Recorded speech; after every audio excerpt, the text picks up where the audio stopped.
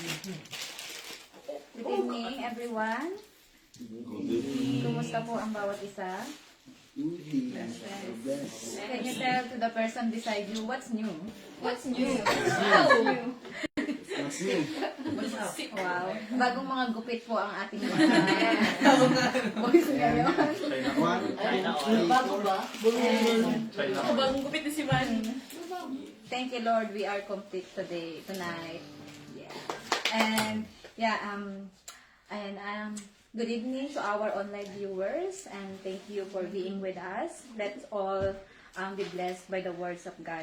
Can I invite everyone to stand and let's open this Bible study with a prayer. Father God in heaven, Lord, we praise you, we honor you, O God. We are here tonight, Lord, gathering in your name, O God. Father, we pray, O God, that you will be with us, Panginoon. And as you said to your word, O God, 2 or 3 are gathering in your name. You are in the midst of us, Panginoon. Lord, we are hunger and thirsty of your presence, O God. Father, fill this place, O God, of your spirit, love, and peace, O God. And Lord, we ask your blood, Panginoon, that whatever, Lord, the sins that we have done, O God, that is not pleasing unto you, O God. Father, we ask your forgiveness, O God. Forgive us, Lord. Cleanse us and sanctify us, O God. And we lift up to you, Panginoon, all the servants, O God, whom you use, O God, tonight. Especially, O God, your mouthpiece tonight, O God. Father, we pray that you will anoint each and every one, O God. You will give him, O God, a fresh revelation, Lord, that only your word will be lifted up, O God. Only your word will become out on his mouth, O God, and only you will be lifted up, O God. And Lord, Father, we rebuke, O God, all the works of the enemy, O God, in the mighty name of Jesus. We rebuke and we cancel it in Jesus' name. Lord, we thank you, Lord, for the victory, O God, of this Bible study. We thank you, Lord, for the protection of Tita and Tito, O God, that you will bring them safe and sound, O God. And Lord, Father, we entrust to you everything, O God, truly, O God, that you are so good and your love endures forever. We love you, O God. Indeed, this is our prayer, and all the saints will say, Amen. Amen.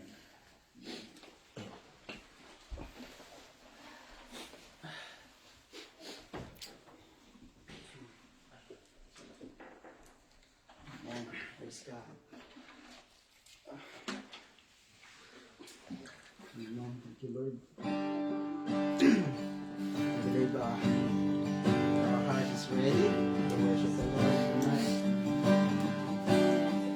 So prepare our hearts and spirit unto Him. Hallelujah. Let's worship Him, my dear brothers and sisters. Like what He has said in His Word. We worship Him in spirit and in truth, O God. Thank you, Lord God. Thank you, Father.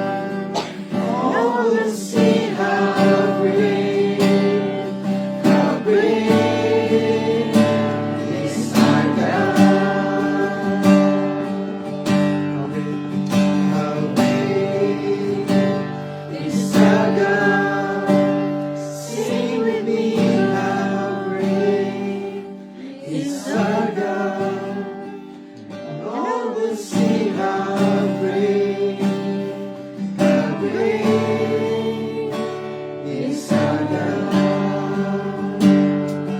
Thank you, Jesus. Thank you, Holy Spirit. Panginoon, indeed. You are great, God. Hallelujah. The God of yesterday, today, and forever, Panginoon. Hallelujah, Lord, for you remain faithful, O God, in all your promises, O God. Father, once again, we want to praise you, Father God, for tonight, God, be with us once again, Lord, as we study your word, anoint each and everyone, Panginoon. Hallelujah. Lord, your presence, O God, be with us, Panginoon. Father, truly indeed, you are God, which we cannot comprehend, O God. Thank you, Father. Thank you, Holy Spirit. Be with us for tonight. We bless your holy name, O God. Thank you for this worship, O God. Be glorified, Lord. In Jesus' name we pray. Amen. Amen.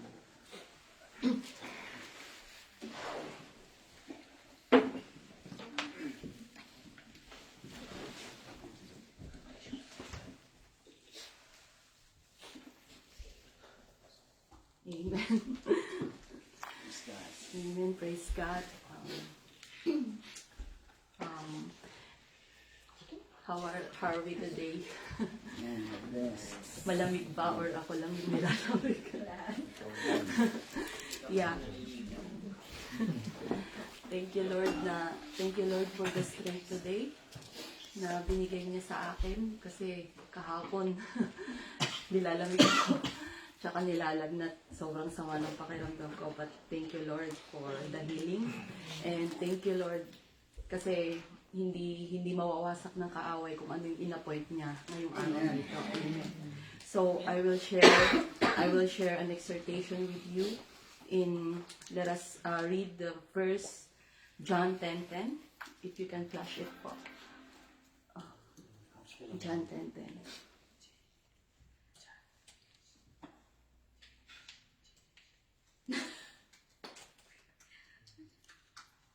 John 10:10.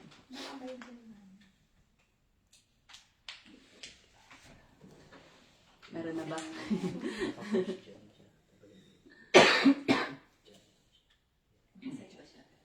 Ayaw. Okay na. Wala naman. Ayan. John 10:10.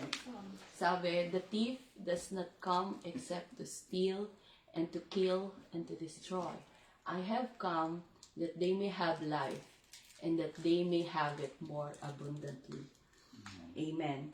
So these past few weeks or months, we've been studying or we've been learning about the Holy Spirit, diba? Sila Bishop and Pastor, they are teaching about the Holy Spirit. And I just want to ask each and every one of you, how is your experience as a Christian so far?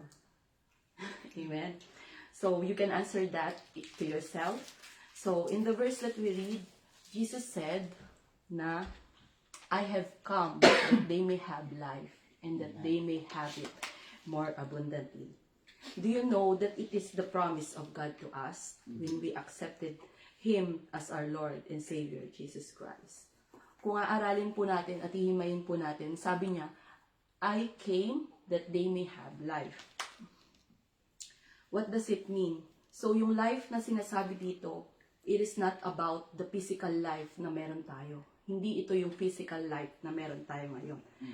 But Jesus is pertaining it to the true life. So ano ba yung true life? It is the eternal life. So sabi nga sa Bible, di ba? That Jesus is the way, the truth, and the life. So si Jesus, yung daan natin sa true life. So I remember the book that I read. Ang sabi doon, it says that the essence of life is what God does in and through us, kung ano yung ginagawa ng Panginoon sa buhay natin, and not what we can do for God. So kung ano yung nagagawa natin dito. So Christ's life is reproduced in us by the power of the Holy Spirit. So we should be filled with the Spirit to be able to direct and empower by God.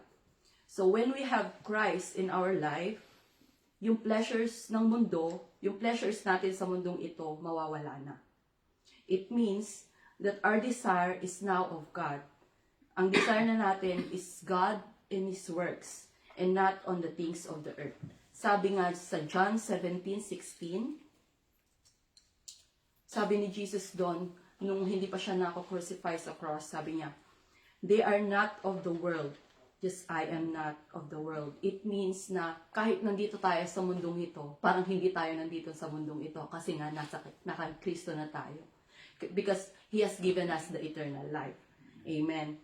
So, kung babalik tayo ulit dun sa John 10:10, ang sabi dun sa pangalawang part is, and that they may have it more abundantly. So God wants us to experience life abundantly. This means that God wants us to experience a spirit-filled life, which is full and overflowing in Christ. Amen. Naalala ko yung preach ni Pastor B nung last time, di ba? When you are filled with the Holy Spirit, when you are filled with God, it overflows in you. Amen. So ano ba example na to that you have an abundant life? It means that you have the peace that stays even during problems. You have the joy that doesn't depend on circumstances. You have a heart full of hope and confidence in God's love. A life that bears fruit, which is, yung sabi sa Galatians na love, peace, which is yung title ng ating cell group, di ba? Love, peace, joy, kindness, patience, di ba? Self-control, goodness. Amen. So, on the other hand, the life na sinasabi ni Lord is yung life na is fruitful in Him. I remember, nabasa ko ulit, na yung buhay daw dito sa mundo, our life here on earth is a rehearsal before the real production. So, yung buhay natin sa mundong ito is a rehearsal. Hindi pa ito yung tunay na buhay. Amen? So, we are rehearsing to prepare for the true life. And God is our coach towards the real production, which is eternity. So, ito yung buhay na gusto ng Panginoon para sa atin. Pero may isang question. Why do many Christians not seem to experience this abundant life? Let us go back again to John 10:10. Ayan, nandiyan na pala. So, sabi, sa first part, the thief does not come except to steal and to kill and to destroy. Christians are not exempted to this. Kaya nga sabi nila, 'di ba? Bakit nung naging Christian ako parang mas dumami yung problema ko. Parang ganoon, 'di ba? Because anong sagot? We are now Christians. Christians means we are the son of God. And as a Christians, we are now of Christ. So Satan is Christ's enemy. So ano bang ginagawa ng enemy sa kaaway niya? 'Di ba? The enemy will try to break us. Amen? So, at ang pinaka-ginagamit ng kaaway sa atin is yung pleasure. Yung pleasure sa mundong ito. Amen? So, when we give in sa mga pleasures, we are becoming a carnal Christian. Which means na kahit ina-accept natin sa buhay natin si Lord, yung self pa rin natin yung nasusunod. Yung mga pleasures pa rin natin ang gusto at hindi yung gusto ng Panginoon sa buhay natin. That is why, even if we say na Christian tayo and hindi tayo nagsusurrender kay Lord, we cannot experience the fullness and the promise of God in our lives because we are being carnal. And carnal Christians means we are not being a Christian at all. In 1 Corinthians 3:1-3, sabi doon, 1 Corinthians 3:1-3, 1-3. Yeah. 1 Corinthians 3:1-3. Ayan, basahin natin. And I, brethren, could not speak to you as to a spiritual people, but as to carnal, as to babes in Christ. I fed you with milk and not with solid food, for until now you were not able to receive it, and even now you are still not able. For you are still carnal. For where there are enemy, strife, and divisions among you, are you not carnal and behaving like mere men? Amen. So, we are being carnal. That's why we cannot experience the fullness of God in our lives. So, paano nga ba natin ma-experience itong promise ni Lord, itong abundant life na sinasabi dito? So, meron ako nabasa, sabi doon, practice the spiritual breathing. Di ba kapag huminga tayo, inhale, exhale, ganon. So, ang sabi dito, inhale the pure and exhale the impurities. Di ba kapag huminga tayo, langhapin natin yung sariwang hangin, yung malinis na hangin, at ilabas natin yung maduming hangin, di ba?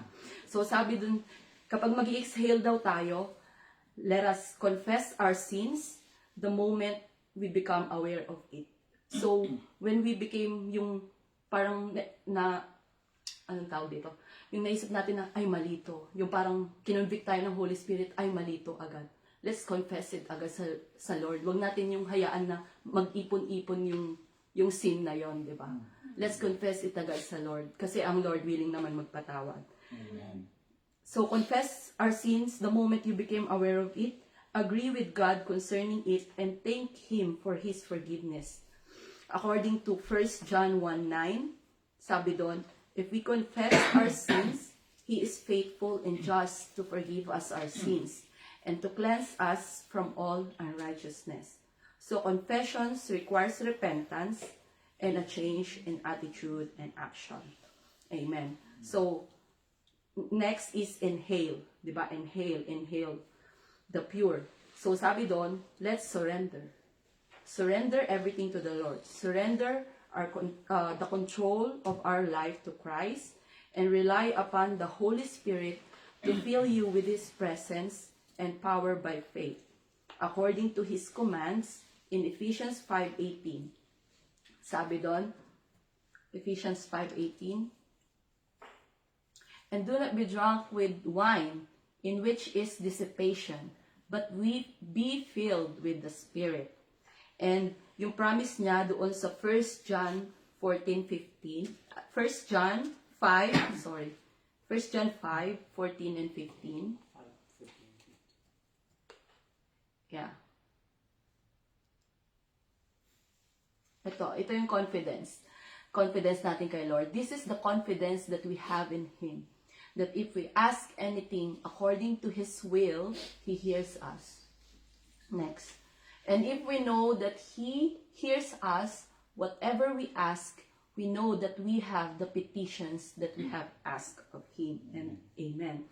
So, minsan, yung reason kasi bakit hindi natin na-experience is because we did not believe. Hindi tayo naniniwala. We did not believe in that God is capable of everything. Amen. And because of that doubts, because of that unbelief, ito yung nagiging hindrance kung bakit hindi natin na-experience si Lord sa buhay natin. Kaya, my encouragement for this night is, let us surrender. Surrender everything to God, and by faith, we will be able to experience the abundant life that God has promised to each and every one of us. Amen. To God be all the glory. Thank you, MJ, for a beautiful exhortation and for reminding us that Jesus came to give us abundant life and eternal life. And Jesus is our blessed hope. Amen. And I will open this pulpit to those who wants to testify the goodness and faithfulness of our Lord Jesus Christ in their lives. There's anyone po ba? Deserve. Kumikindat sa akin si si May. Ay, sorry, si Rizal. Parang gusto ni Rizal. Okay na, Rizal. Short, 3 minutes. I will give you 3 minutes. Next week. Next Next week. Ready mo yan. Next week. Alright, next week. Amen. Thank you, Lord. Alright. And yeah, let's prepare our heart po and let's settle down and let's welcome the mouthpiece of the night, Brother Jason. Next week, recorded yan. Dalawa tayo. Thank you, Lord. God. Patuyo lang sa gilid. Support. Yeah. Praise be to God. Praise God. The powerful exhortation. Truly the Lord is continuously reminding us, that because that's the plan of the enemy to all of us, to all those children of God, that He is there to steal, to kill, and to destroy. Yan ang ginagawa niya sa mga anak ng Panginoon. But as we are being deep and being grounded to the Word of God, you will overcome those. It is the Word of God. If we know the Word of God, that will defeat the enemy. Amen. That's why we will continue our Bible study for tonight. Dear brethren, bear with me with my voice kasi talagang ilang linggo na taubo ko eh. But yeah, God is good. Amen. And do we remember last study, the 5 principles that we have, 5 important principles that we have studied about the book of Luke and the book of Matthew 7:24 to 27. If we can pause ate, and we can have a read para Matthew 7:24 to 27. Cross-reference with Luke 6, but we will go in Matthew. Matthew 7:24, therefore whoever hears the sayings of mine and does them, I will liken him to a wise man who built his house on the rock. And the rain descended, the floods came, and the winds blew and beat on that house, and it did not fall, for it was founded on the rock. But everyone who hears these sayings of mine and does not do them will be like a foolish man who built his house on the sand. And in verse 27, and the rain descended, the floods came, and the winds blew and beat on the house, and it fell, and great was its fall. Amen. So we have learned down on that passages, this 5, I give you 5 principles. What's the first one? Still remember? The teaching. Number 1 is the teaching or the doctrine of the Lord Jesus Christ, The second one is the right foundation in that passages. Third one is that the wrong foundation. If you go back to the previous verse, but it's okay ate. And number 4, the storms of life, the storms of life. Storms of life can come anytime, my dear brethren, di ba? Napag-aralan natin that when life is calm, the foundation doesn't matter. But if storms of life comes, then the foundation is being tested, That's why very important that we must be built and build on the right foundation. Amen. And number 5, and now this is the 5th principle of these passages in cross-reference with Luke chapter 6, but it's okay. Foundation, number 5 is foundation, means a prerequisite is or requirement. Amen. But before that, let's bow our head and pray. Hallelujah, Lord, O Heavenly Father, Panginoon God, in the name of your Son, Jesus Christ, Lord, we praise and honor you for what you're about to do for tonight for us, Panginoon. Lord, we ask for your presence, your Holy Spirit, that you will guide us, Panginoon. Give us understanding of your word, Panginoon, that we may hear you clearly, Father, O God. Hallelujah, that every word, O God, of yours will be in the tablet of our hearts, Panginoon, O God. We'll store it in the tablet of our hearts, Panginoon. Lord, we submit ourselves, myself unto you, God. Cover us with your most holy, precious blood, Panginoon. Not our words, O God, but only your word that we will learn from tonight, Panginoon, O God. Father, we praise and honor you, Father God. We bless your name. In Jesus' name we pray. Amen and amen. Number 5 is foundation, which is prerequisite, which is as requirements. Number 5. So says here, a good foundation is a prerequisite for constructing a building. Diba? Napag-aralan natin to previously. For constructing a sound building in the natural world. Amen. So how do we understand prerequisite? The word prerequisite. Amen. Prerequisite means that is required. Diba? Kahit sa mga in circular, right? There are prerequisites like mga diba? Sa work, name them. Amen. Required before or required as precondition for something to happen.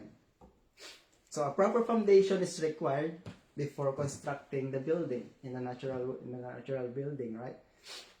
The building is that which is built on the foundation. Amen. So spiritually speaking, the proper spiritual foundation is our prerequisite to spiritual maturity. Amen. Again, we will go back in our text, in our main text, as we study the foundational doctrine in Hebrews 6, chapter 6, verse 1 to 3. Hebrews 6, chapter 1 to 3. Amen. Says there, therefore, leaving the discussion of the elementary principles of Christ, let us go on to perfection, not laying again the foundation of repentance from dead works, and of faith toward God, of the doctrine of baptisms, of laying on offense, of resurrection of the dead, and of eternal judgment. And this we will do, if God's permit. Amen. If you go back to verse 1 ate. Verse 1. We will study about repentance from dead works. And on the latter part, we will able to tackle that. Amen. With the grace of God. That's why in this book, in these chapters, in this principle of the Word of God, we are told we cannot go into perfection unless the spiritual foundation is properly set. Dear brethren. Amen. Spiritual maturity is the building that rests on the spiritual foundation. If the foundation is wrong, then the building will easily fall, and we will never achieve spiritual maturity. Amen. Like one of the preaching of Bishop said there, for example, if our teaching or doctrine is wrong, then our practice is wrong. Amen. That's why it is very important to all of us, amen, dear brother and sister, that we may start our foundation right, that we may able to accept a right teaching, biblical teaching from the Word of God itself. Amen. Hallelujah. So like in those passages in the previous text that we have read in the book of Matthew, those parable of that, there are two houses there, right? The other one built his house in the sand, and the other one built his house in the rock. Amen. So it is not enough to be informed of these basic doctrines. We must make personal response. Amen. It is easy for us, but we must make personal response through the Word of God. Amen. And combine those truths into the spiritual foundation of our life. Amen. In the book of James, chapter 1, verse 22 to 25. This book of James saying that if we do not respond to God's word, we are like the man described by Apostle James in these passages. 22, but be doers of the word, and not hearers only, deceiving yourselves. For if anyone is a hearer of the word and not a doer, he is like a man observing his natural face in a mirror. For he observes himself, goes away, and immediately forgets what kind of man he was. And 25, but he who looks into the perfect law of liberty and continues in it, and is not a forgetful hearer, but a doer of the work, this one will be blessed in what he does. Amen. So you see the promise. He will be blessed in what he does. Amen. If we align, amen, if we are being aligned to the will of God. Amen. The moment that we decide to start, amen, building our spiritual foundation, amen, laying it in a proper foundation, God will bless us. Amen. God will bless His people. It says here, but a doer of the work, this one will be blessed in what he does. Amen. So, note to remember, brother and sister, Christ the rock. Amen. Hindi si the rock na yeah. Si the rock, but Christ the rock. Amen. The true foundation of the Christian life. And that is Jesus Christ Himself, my dear brother and sister. Nothing else and no one else. Amen. That's why it is very important if ulit-ulitin natin itong mga verses na to in order for us to learn about what's the word of God is saying. Amen.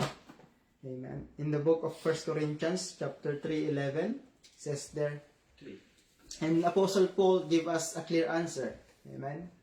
We can read, for no other foundation can anyone lay than that which is laid, which is Jesus Christ. Amen. Only Jesus Christ, my dear brother and sister.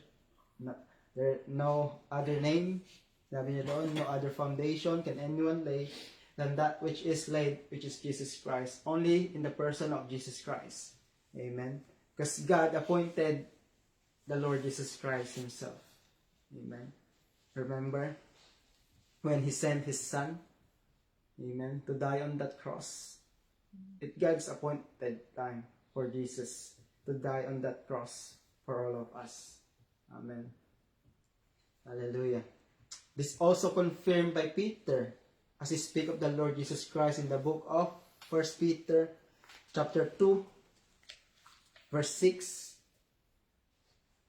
says, therefore it is also contained in the scripture, behold, I lay in Zion a chief cornerstone, elect precious, and he who believes on him will by no means be put to shame.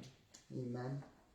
And we learn that, dear brother and sister, in both learning in Old Testament and the New Testament, that agrees in this vital fact. Amen. In Acts 4:12, Acts 4:12. Okay, God. Nor is there salvation in any other, for there is no other name under heaven given among men by which we must be saved. Amen. No other name. Amen. But only in the name of Jesus Christ that we must be saved. Hallelujah. So listen this, brother and sister. The foundation, the true foundation of the Christian life is Jesus Christ Himself. Amen. Nothing else and no one else. The foundation of spiritual life is not, listen to this, it's not a man-made principle, not a denomination, not a religion. Amen. Not an ordinances or any ceremonies, religious ceremony. Amen. But it's the foundation of spiritual life is that in the person of Jesus Christ. Amen. So we will learn here, dear brethren. We will learn the difference of a small rock and a big rock. The name Peter. Amen. Peter in the Greek is Petros. Means a small rock or a pebble. A pebble, maliit no? Diba? Ano kaya kaliit yun? Jolens? O mas maliit pa? A small rock or a pebble, small and insignificant, movable stone. It has its own weakness, like us. Amen. On the other hand, the rock is in the Greek word Petra. An immovable stone is Christ Himself, the only foundation of the church. Amen.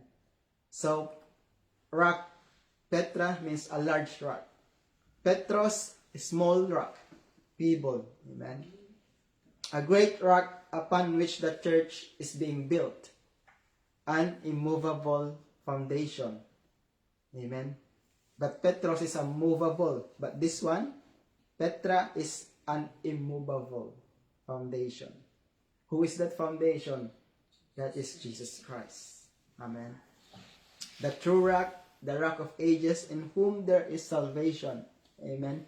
If we can go back in that verse, nor is there salvation in any other, for there is no other name.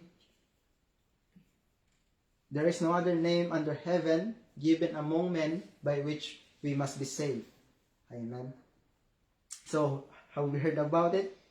Did we hear the difference? Amen? They have similarity in sound in between. Those two words, perhaps, their meaning is different. Amen? The Petras is small rock. Petra is a rock, a large rock, a big rock. Amen? Immovable. Hallelujah. In Ephesians chapter 2, verse 20. Ephesians chapter 2, verse 20.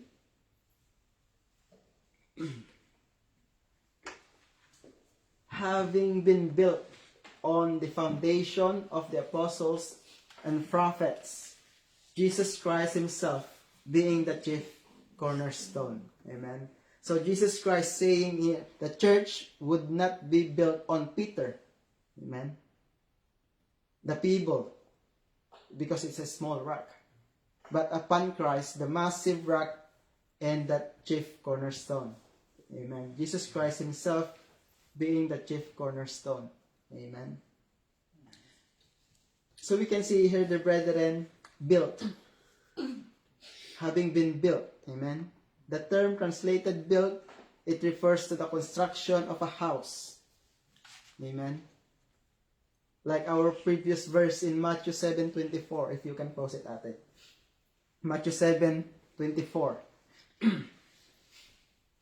Therefore, whoever hears the sayings of mine and does them, I will liken him to a wise man who built his house on the rock.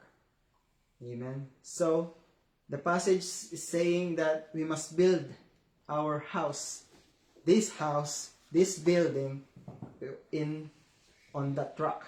Amen. Because remember, your building is a dwelling place of the Holy Spirit. Amen. That's why the word is saying that we must be built on that rock. Amen. On that large rock. Amen. Which is Petra. Amen. So here it refers to the building up of people, or more specifically the house of God, the church. Amen. The body of Christ. But how then does a person build upon this rock? Amen. Which is Jesus Christ. So we will learn here in the book of Matthew chapter 16 verse 13 to 18. Matthew 16 verse 13 to 18. Hallelujah. So we will learn here. Let us learn and go back on how Jesus Christ is being revealed to Peter. Being revealed to Peter in the moment that Peter stood face to face to the Lord Jesus Christ. Amen. In these passages, Peter confesses Jesus as the Christ. Amen. Matthew 16:13. When Jesus came into the region of Caesarea Philippi, he asked his disciples, saying, "Who do men say that I, the Son of Man, am?" So they said, "This is Peter." The disciples, sorry. Some say John the Baptist, some Elijah, and others Jeremiah or one of the prophets. He said to them, "But who do you say that I am?" In verse 16, this is Peter. Simon Peter answered and said, "You are the Christ, the Son of the living God." Amen. Balik mo natin doon. 16. You are the Christ, the Son of the living God. Amen. So, brother and sister, I believe here, Peter had a definite personal experience. Amen. Because how he's going to confess this if he didn't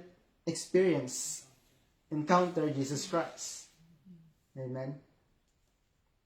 As he confessed Jesus Christ, amen, I will give you 4 successive stages on how Peter experienced Jesus Christ. Amen.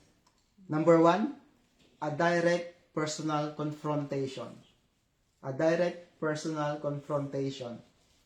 Matthew 16:16. Simon Peter answered and said, "You are the Christ, the Son of the living God." Amen. So it is Peter's confession, listen to this, brethren, from the heart that brings and confirms the new birth. The new birth of Peter when he encountered Jesus Christ. Amen. As being disciple. And there is no mediation. We will learn from that. It is only between Peter and Christ. Amen. But how does Peter knew Christ is the Son of the living God? How did he knew? Amen. He confronted him. We knew Peter, right? Peter, that he knows Jesus Christ as the son of the carpenter Joseph. Amen. However, listen to this. Peter understood that Jesus Christ is the Messiah. Amen. The Son of the living God. Amen. That's why it's a direct personal confrontation. Amen. This is the first successive stages in that experience of Peter. Amen. Second, a direct personal revelation. A direct personal revelation. Amen. Next verse ate. Jesus answered and said to him, this is Jesus Christ speaking. Jesus answered and said to him, Blessed are you, Simon Bar-Jonah, for flesh and blood has not revealed this to you, but my Father who is in heaven. Amen. That's why the first stage is confrontation, and the second one is a direct personal revelation. Amen. My Father who is in heaven. Amen. God himself revealed to Peter who Jesus Christ is. Hallelujah. That's why a direct personal revelation. Amen. We may see here that there must be a spiritual revelation, dear brethren. We see here that revelations are always by the Spirit, and did not come by flesh and blood. Amen. Sabi niyo doon, for flesh and blood has not revealed this to you, but my Father who is in heaven. Amen. That's why that spiritual revelation from God to Peter, amen, to confess that Jesus is the Christ. Amen. That's why he have that successive stage, that revelation. Amen. Personal revelation. Listen to this. It is a direct revelation to Peter by God himself. Amen. Kasi sinabi niya doon, for flesh and blood has not revealed this to you, but my Father who is in heaven. Amen. Question, dear brethren. Can a person today can come to know Christ in the same direct personal way like what Peter experienced? Yes or no? Amen. Praise God. Yes. Yes. We can still experience like how Peter experienced Jesus Christ. Amen. Under that, letter A, the one who was revealed to Peter was, listen to this, the divine, eternal, and unchanging God. Amen. Jesus Christ, remember, Jesus Christ is the same yesterday, today, and forever. Amen. That's why we can still experience that experience like Peter encountered. Amen. And he can be revealed today to those who sincerely and diligently seek him. Amen. He can be revealed today. Kaya sabi niya sa word niya, di ba? Sa word ng Lord, sabi niya doon, sabi niya, if I search you, amen, with all your heart, we must search him with all our heart as we seek him. Amen. Letter B, revelation. Again, revelation did not come from flesh and blood. Amen. It is a spiritual revelation. Amen. So it means it is the word of the Holy Spirit. Dear brethren, not limited by material or physical factors. Amen. Like example, time, language or circumstances. Hallelujah.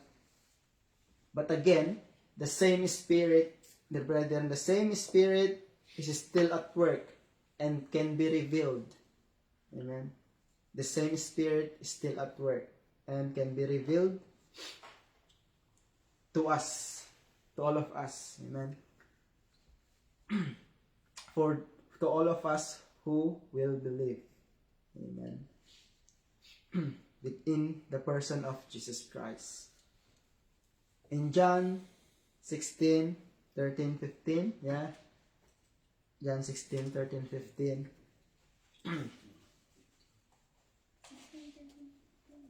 13 to 15.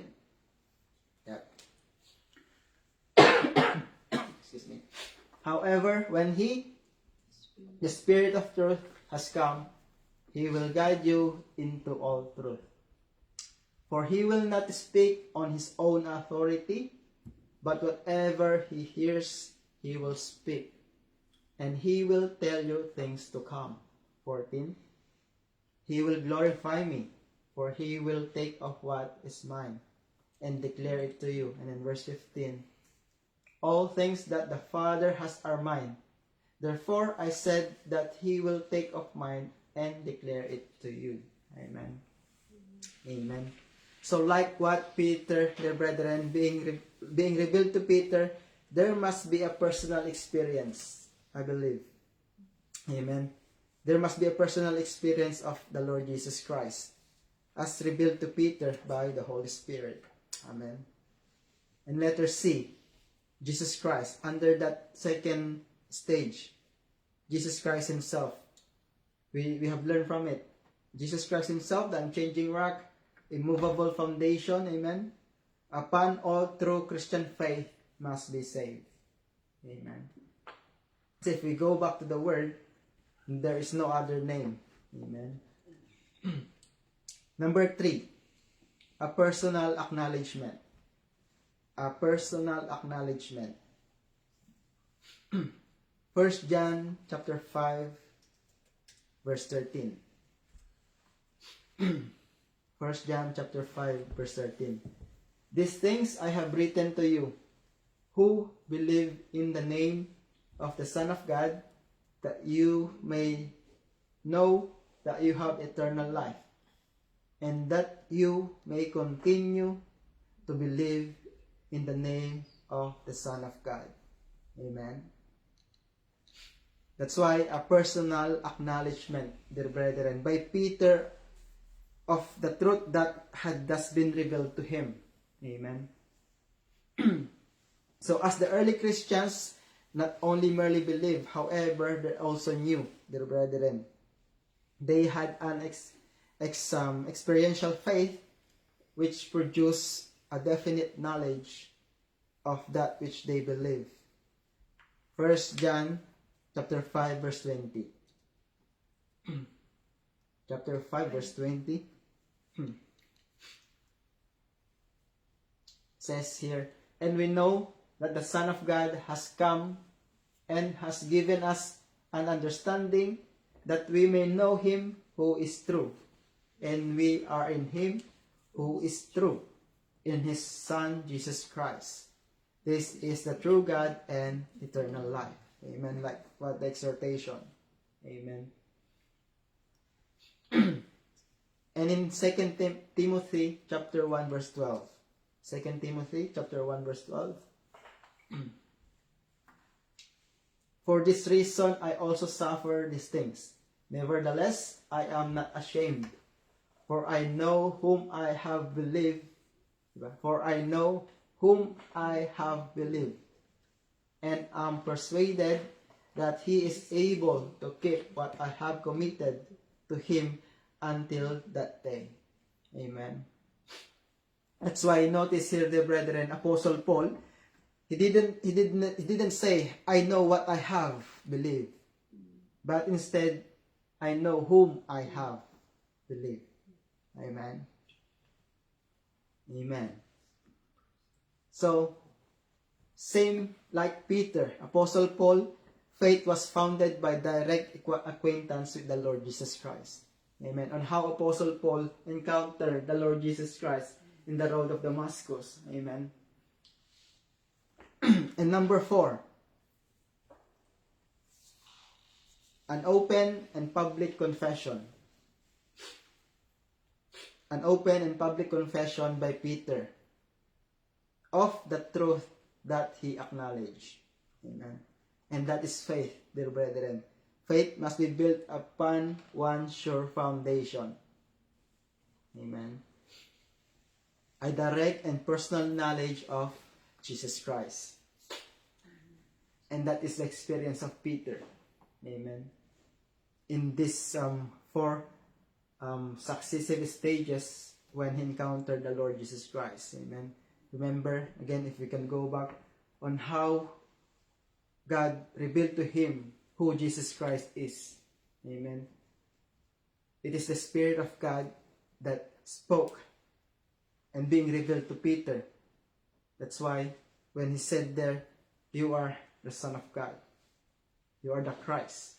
Amen. So again, we have those 4 stages. Amen.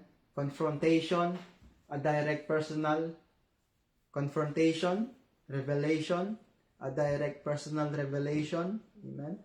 Number 3, acknowledgement, a direct personal acknowledgement. And number 4 is that confession, an open confession and direct public confession. Amen.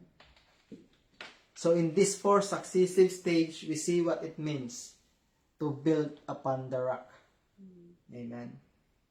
There is nothing abstract here, dear brethren. Amen. There is nothing intellectual or theoretical about the whole concept. Each stage, we see that it involves a definite individual experience, like how Peter experienced the Lord Jesus Christ, on how Jesus Christ being revealed to him. Amen. So this foundation can only be laid when, again, the Lord Jesus Christ is experienced, the Lord Jesus Christ is revealed, the Lord Jesus Christ is acknowledged, and the Lord Jesus Christ is being confessed. Amen. Hallelujah. So, through those stages, dear brethren, we will learn that Christ becomes, for each individual, to each every believer, amen, that rock, amen, the foundation. Kasi, di ba, before we start our studies, we study about the Bible, you know. Still remember about the Bible? How many books are in the New Testament, kayo man? 40. Amen. 37. 36. How many books in total? 66. 66. Amen. Praise God. Doble eh. Amen. So, now, dear brethren, we will go on the first chapter. We just finished our introduction. Amen. Praise be to God. By the grace of God, the Lord will help us. The Lord will continue to teach us, the brethren. Amen. Only by His grace. Chapter 1. If you can go back to Hebrews 6, verse 1. Thank you, Lord.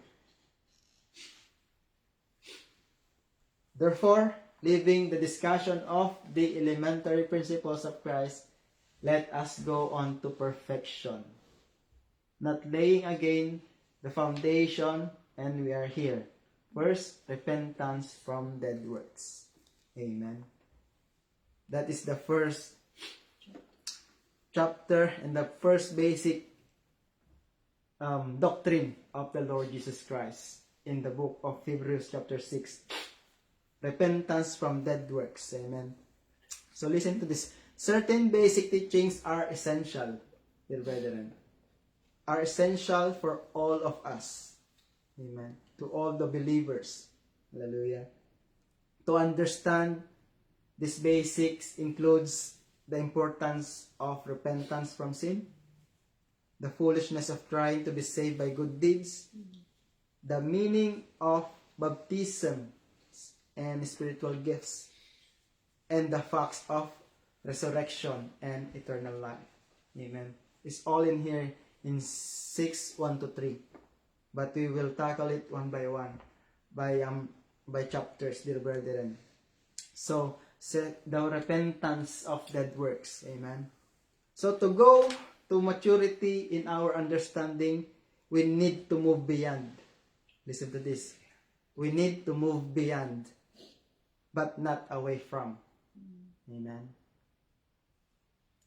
Ulitin ko, to go to maturity in our understanding, we need to move beyond, but not away from. So these basic teachings to a more complete understanding of faith.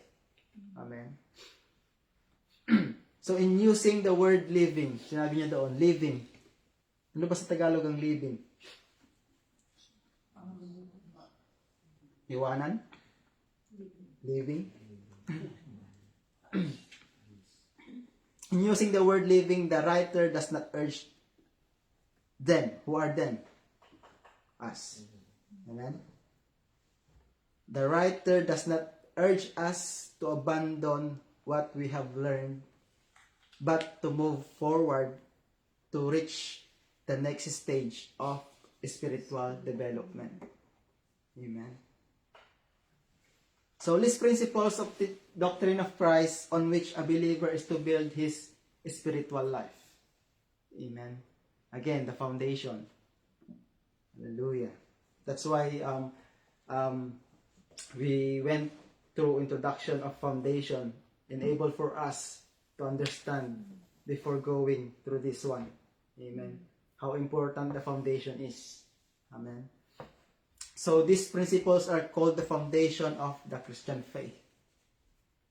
They are the basic doctrines on which the Christian faith rests. Amen. And this is the first principle, brethren. Repentance from dead works. Amen. How do we understand repentance? Amen. Repentance means we need to have a clear understanding of the meaning of the word repentance as used in the scripture. Amen. And we see here that this is the first principle of the doctrine of Jesus Christ. Repentance from dead works. Amen. And also this is also the first condition if we go back about water baptism. Amen. This, naalala pa ni Tito? Amen. That is the first condition if we undergo water baptism for repentance. Amen. Repentance, amen, in the English verb is to repent. Amen. In the Greek, translate metanoin. Metanoin. M-E-T-A-N-O-E-I-N. Metanoin. Basic meaning, to change one's mind. Amen. Listen to this, brethren. True repentance is not an emotion. However, it is a decision. Amen. Hindi siya emotion, but it is our decision. Amen. The basic meaning of the word repentance is, sinabi natin kanina, is a change of mind. Amen. Inward decision from inside, which results, listen to this, which results in a change in outward actions of turning from sin to God and in His righteousness. Amen. Acts 20 verse 21. In Acts 20 verse 21.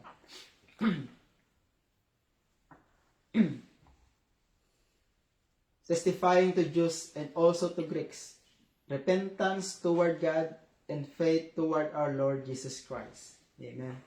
Again, repentance toward God. Listen, some people, the brethren, associate repentance with emotions. Like shedding tears, amen, feeling sorry, for their wrongdoings, amen, in their actions and thoughts and so on. Emotion sometimes accompanies with true repentance, right? However, listen, however, it is possible for a person to feel great emotion and to shed many tears and yet never truly repent. Right? So other people associate repentance with meeting special religious requirements. They call this penance sometimes. We will learn from it. It is possible to fulfill many such religious requirements and yet never repent in the true biblical sense. Amen. Never repented. We will have examples. True repentance is again a change of mind that results in a change in outward action. From inside, from the heart, going out. Amen. That's why, sinabi natin kanina, repentance is not an emotion. It is a decision. Amen. So the outward change is the act. Yun po yung action natin. Amen. Of turning away from sin towards God and His righteousness. Amen. So this turning away shows the inward change. There must be inward change. Amen. From sin. Inward change of mind of not to go back in our old ways. Amen. If you can po 2 Corinthians 5:17. Sabi niya doon, di ba? If anyone who is in Christ, he is a new creation. All things have passed away. Behold, all things have become new. Amen.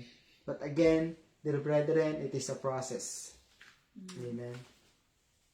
It is not like this. Amen. It is a process for all of us. Hallelujah. So it is also our first move. Amen. A first move of every sinners to reconcile with God, and also a personal decision to forsake sin and enter into fellowship with God. Amen. That's why true repentance, dear brethren, true repentance is a firm inward decision, a change of mind. Amen. There are several reasons why repentance is considered a foundation truth, dear brethren, of the Christian life. I will give you several reasons. First, God commanded it. Acts 17:30. It's okay, come on. Second, it is necessary to avoid spiritual death. Luke 13:3. It is necessary for eternal life. Number 4, it is necessary for forgiveness. Yung number 3 natin, it is necessary for eternal life. Acts 11:18 as a reference. Number 4, it is necessary for forgiveness. Acts chapter 2 verse 38. Number 5, it is necessary to enter God's kingdom. Matthew chapter 4 verse 17. Number 6, it is God's desire for all. If you can post 2 Peter chapter 3 verse 9. It is God's desire for all. 2 Peter chapter 3 verse 9. The Lord is not slack concerning His promise, as some count slackness, but is long-suffering toward us, not willing that any should perish, but that all should come to repentance. Amen. And that is God's desire for all of us, dear brethren. That's why, it's very clear, right? That's why the first principle there is repentance from dead works. Amen. Nasa repentance pa lang tayo. But about dead works, we will see. So to summarize, brethren, and number 7, sorry, it is the reason Jesus came into the world. That is the several reason why repentance is considered as a foundation truth of the Christian faith, which is, we have read it in the book of Hebrews, chapter 6, verse 1. Amen. So, in summary, brothers and sisters, biblical repentance is an inner change from inside. It starts from inside. Amen. It's an inner change of mind resulting in an outward action. Amen. Turning away from sin to move towards God and His righteousness. Amen. To face and to move 180. Paano ba? 180. Diba? 180. Ganon. Diba? But if you go back, 360. So, you're only going to turn 180. Diba? Diba nga sabi nga sa kanta, I have decided to follow Jesus, no turning back. No turning back. Amen. As we decide to follow the Lord Jesus Christ, amen. I pray that our foundation, amen, na patuloy nating palakasin, dear brethren. Sometimes, yes, we may go through challenge, especially spiritual battle, and that is true. Even myself, sometimes when I was still studying in the Bible school dito sa church, I think we are in our 3rd year na. I thought I'm only the person who are encountering spiritual battle, because the teaching is very strong about demons, satanisms. There are a lot of demons. I thought I'm the only one, but when they call us, because the teachers, the administration is saying what are happening to all of you, and they called us for a meeting. Then yun na-open na the teaching is very strong. I thought only myself, but all of us want to ayaw na namin ituloy yung study, because it's really very strong. That's why only by the grace of God that we're able to na matapos po yung study for 3 years. Only by the grace of God. That's why to face and to move 180 degrees. Amen. 180 degrees direction. A change of mind, heart, and will, dear brethren. Let us see that repentance is not a sorrow. Amen.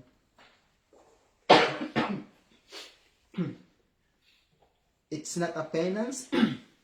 Penance means it's an act on the part of the guilty to render payment for sin. It is to make an effort in some way to atone for wrongs, doings against God or man. Because remember, God called men to repentance. Amen. Not to do penance. Amen. And number 3, it is not a reformation. Reformation is a change brought about by the efforts of men for self-glorification. Amen. So, let us see that repentance is, again, nabanggit natin kanina, is a change. A change is always evidenced in 3 elements. First one, letter A, and the intellectual element, which is a change of mind. The emotional element, a change of heart. The volitional element, a change of will. Amen. We will see here examples, dear brethren, a perfect example or illustration of true repentance. Amen. True repentance and defined, found in the book of Luke, chapter 15. Remember the story of the prodigal son. Amen.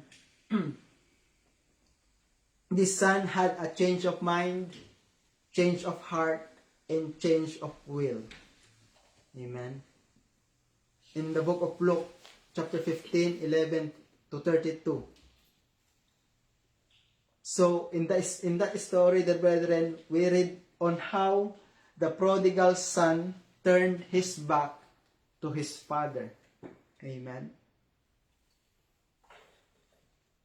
If we can go through, if you have your own time, I encourage you to read the story of the prodigal son. Amen. Despite of what happened to him, he made a decision. Amen. He made a decision and he has conviction in his heart saying, if you can go in verse 18, 15, 18.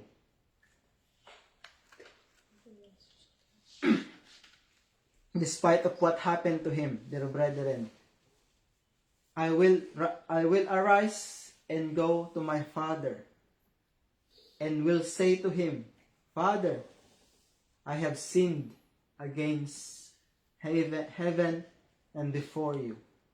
Amen. And I am no longer worthy to be called your son. Make me like one of your hired servant. Amen. So he has that decision, he have that conviction in his heart to go back to his father. Amen. Despite of his experience. Amen. The prodigal son came to himself means he literally returned to his right mind. Listen to this. To his right mind and realized how foolish he was. Amen. How foolish he had been. Amen. We can see here a true repentance, dear brethren. The true repentance here, the son's confession as his sin. If you can go back in verse 18. I will arise and go to my father, and I will say to him, Father, I have sinned against heaven and before you. Amen. He knows that he has sinned against his father. Amen. That's why he has that heart to go back. He decided from his heart, amen, to go back to the Father, amen, and ask forgiveness, I believe. In Luke 13 verse 3. Luke 13 verse 3. Thank you, Lord. I tell you no, but unless you repent, you will all likewise perish. Amen. This is the Lord Jesus Christ. And if you can go back to verse 20 of Luke 15. Luke 15 verse 20. Saying, And he arose and came to his father. But when he was still a great way off, his father saw him and had compassion, and ran and fell on his neck and kissed him. Amen. So the father is just there, waiting for the son to come back. Amen. Same with us, dear brethren. The Lord Jesus Christ is just there, waiting for all of us to come back to him. Amen. Spiritually speaking. Hallelujah. So he immediately carried out his decision as he arose and came to his father in verse 20. Amen. So we see that there is a genuine repentance from that son, from that prodigal son in his story. Amen. That took place first, the inward decision. If you can go back in verse 18 again. He made that inward decision and the outward act of that decision. Amen. I will arise and go to my father and will say to him, Father, I have sinned against heaven and before you. Amen. He has that decision. His his inward decision and the outward act of that decision. Amen. The act of turning his back to the Father and to went home. Amen. So he decided to go back. He decided in his heart that he had sinned against his Father, and he has that realization. Amen. The same with us, my dear brother and sister. The Word of God is only reminding us. Amen. That's why yung repentance is an inward decision. Inward decision that will act. We will act outward decision, First the inward decision and the outward act of that decision. Amen. So, the intellectual element, he came to himself. The emotional element, he have sinned. Yes, I have sinned against heaven and before you. And the volitional element, I will arise. He made himself. He arise and go back to the Father. To his Father. Amen. And that first essential act is called repentance, dear brethren. This is a true repentance, the story of a prodigal son. Amen. In the scripture. And again, it is the first move that any sinner must make who desire to be reconciled with God. Amen. Because ano sabi niya doon? For all have sinned and fall short to the glory of God. Amen. For all, hindi niya sinabing some, but all of us have sinned. In Romans 3:23 or 6:23. Romans 3:23. Tapos mo nga kuya. Romans 3:23. For all have sinned, yes. For all have sinned and fall short of the glory of God. Amen. We see that prodigal son realized that he had sinned to his father, and he made that decision from his heart. Amen. To go back. Hallelujah. And he realized, he came to realization that he has sinned to his father. Amen. So listen to this, brethren. Making a decision to repent is not enough. One must truly repent, being genuine in acts, words, and deeds. Like what we have studied about the prodigal son. On his action, on his words, and in his deeds. Amen. To be honored of God. Amen. Have you learned something? Amen. This is a true repentance, and next week we will continue about ineffective repentance. Ineffective repentance, meaning there are no true repentance. Amen. But the prodigal son, this is the story of a true repentance. But next week we study about ineffective repentance. Amen. As we study to next week, we'll continue this one in the life of, you know them, the life of Judas and Esau. Hindi yung Esau na nabibili sa ano. Masarap yun. But the life of Esau, brother of Jacob. Amen. We will continue next week. Hallelujah. Let's stand and let's close this with a prayer. Hallelujah, Lord God.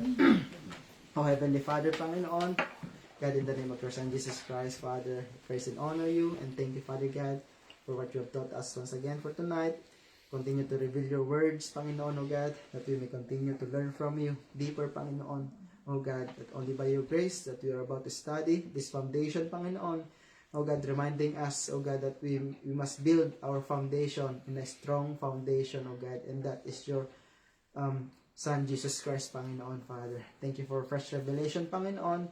Hallelujah, Lord God, reminding us how good and faithful you are, Panginoon, how how gracious you are, O God, upon your people, Father. Maraming salamat muli, Panginoon. And Lord, bless this fellowship for tonight, Panginoon, na ikaw lamang po ang siyang maitaas sa aming kalagitnaan, Lord God. Hallelujah, Lord God, that only your name be glorified, Father, and be magnified, God. Thank you, Lord God, once again. And Lord, we continue to pray for the family, Panginoon, of Tito, Atong, and Tita, O God, Lord, and the family of the children, Panginoon, O God, including May and Leonard, Panginoon, Father. Even Leo, Lord God, Father, continue to bless them, Panginoon. Oh God, Kuya Manny, Panginoon, oh Father, Lord, you know the heart of your people, Panginoon, Lord, we continue to desire you more, Father. Hallelujah. Hallelujah, Lord. Lord, apart from you, indeed, we are nothing, Panginoon. Hallelujah. That's why, Lord, we acknowledge, oh God, that you are God, you are our Lord, you are our Savior, Father. Hallelujah, Lord. Maraming salamat po sa buhay ng bawat isa, Panginoon. Bless this fellowship, oh God. Thank you, Father, once again. We bless your name. In Jesus' name we pray. Amen and amen.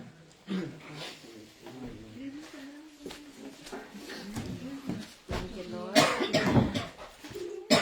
Glory to God, and thank you, Lord, for His word.